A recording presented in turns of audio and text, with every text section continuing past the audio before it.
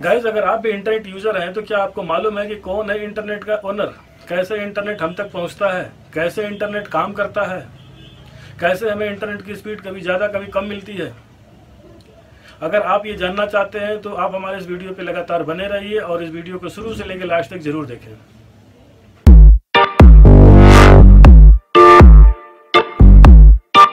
Hi guys, this is Pradeep and you watching tech knowledge. Guys, अगर अभी तक आपने हमारे चैनल को सब्सक्राइब नहीं किया है तो प्लीज़ सब्सक्राइब कर लीजिए, और अगर सब्सक्राइब कर लिया है तो उसके लिए बहुत बहुत धन्यवाद।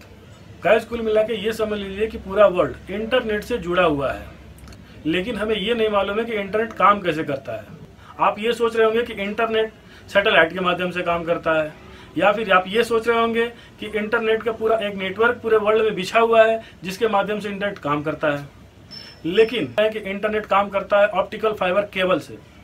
आप सोच रहे होंगे क्या मैं बकवास कर रहा हूँ, आप तो इंटरनेट चलाते हो मोबाइल पे, तो आपके मोबाइल में ऑप्टिकल फाइबर केबल लगा कहाँ है? लेकिन ये बिल्कुल फैक्ट है, इंटरनेट काम करता है ऑप्टिकल फाइबर केबल से, और हम तक इसे आते आते 3 कंपनियों से गुजरना पड़ता है। चलिए जान लेते हैं उन 3 कंपनियों के बारे में।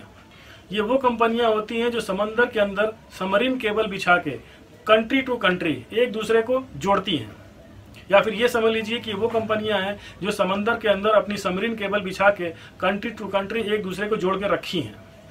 ऐसी कंपनी को बोलते हैं TR1 कंपनी। अगर आप ये जानना चाहते हैं कि वो कौन कौन सी TR कंपनियां हैं तो आप इस पिक्चर में देखिए। अगर आपको ये पिक्चर नहीं क्लियर दिख रही है तो मैं इसका लिंक नीचे डिस्क्रिप्शन में लिख के दे दूंगा, आप वहां से क्लिक करके उस वेबसाइट पे जाके उसको देख सकते हैं। और अगर आप सबमरीन केबल के बारे में जानना चाहते हैं कि कैसे समंदर के अंदर उसका नेटवर्क बिछा हुआ है, कैसे केबल बिछी हुई है, तो उसका भी लिंक मैं नीचे डिस्क्रिप्शन में दे दूंगा। आप उस लिंक पे जाके उसकी वेबसाइट पे जाके सबमरीन केबल के बारे में जान सकते हैं। दूसरी कंपनी होती है TR2 कंपनी। ये वो कंपनियां होती हैं जो TR1 कंपनी से पर GB के हिसाब से डाटा खरीद के कंट्री के अंदर अपना पूरा नेटवर्क कह लीजिए, या फिर टावर कह लीजिए, या फिर पूरा सेटअप समझ लीजिए, इसको बैठाती है। जैसे कि आपका वोडाफोन, एयरटेल वगैरह वगैरह। और अगर रिलायंस जियो की बात करें या फिर आइडिया की बात करें तो इन दोनों कंपनियों ने पूरे भारत के अंदर अपना ऑप्टिकल केबल बिछाया हुआ है। अब तीसरी कंपनी होती है TR3 कंपनी। ये वो कंपनियां होती हैं जो TR2 कंपनी से डेटा खरीद के आप तक पहुंचाती है, जैसे कि आपका बिम, एक्ट फाइबर, तिकोना, हैथवे वगैरह वगैरह। ये लोकल कंपनियां होती हैं, या ये कह लीजिए ये लोकल सर्विस प्रोवाइडर होते हैं, IPS सर्विस प्रोवाइडर होते हैं। अब चलिए बात कर लेते हैं स्पीड के बारे में। ये कैसे हमें इंटरनेट की स्पीड कभी हाई मिलती है, कभी स्लो मिलती है। मान लीजिए आप हैदराबाद में रहते हैं और हैदराबाद में जियो ने अपना टावर लगा रखा है जिसका बैंडविड्थ स्पीड 100 Mbps की है। और अगर हैदराबाद में जितने भी जियो यूजर हैं सब ने अगर 20 Mbps का प्लान ले रखा है तो उसके हिसाब से देखा जाए तो कुल मिला के 5 लोग ही 20 Mbps की स्पीड यूज़ कर सकते हैं।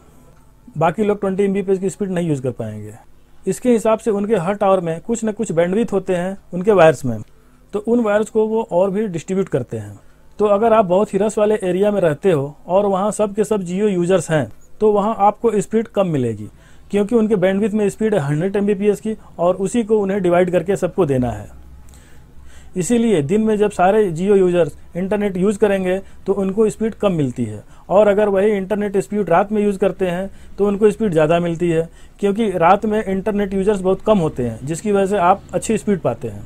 तो बस आज के इस वीडियो में इतना ही। अगर आपको हमारा वीडियो अच्छा लगे तो प्लीज़ आप इसे लाइक करें और अपने दोस्तों को भी शेयर करें, ताकि उनको भी ये जानकारी मिले कि आखिर इंटरनेट है क्या, कौन है उनका ओनर, और कैसे हम तक ये पहुँचता है। और भी अगर आपको इंटरनेट के बारे में कोई कन्फ्यूज़न हो तो प्लीज़ आप हमें कमेंट बॉक्स में लिखें, हम उस कन्फ्यूज़न को पूरी कोशिश करेंगे दूर करने के लिए।